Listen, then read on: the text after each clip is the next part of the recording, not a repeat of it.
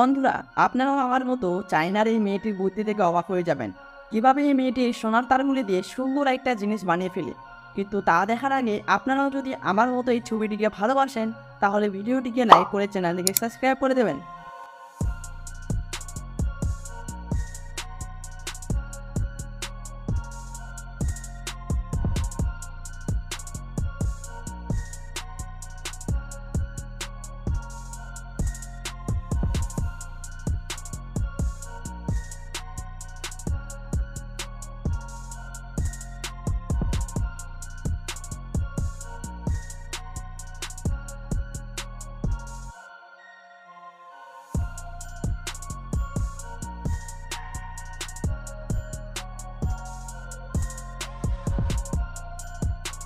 দেখুন বন্ধুরা, অবশেষে মেয়েটি কত সুন্দর একটা পাখি বানিয়ে ফেলে, কিন্তু তবুও তাকে দুইজনই শুধু লাইক করে।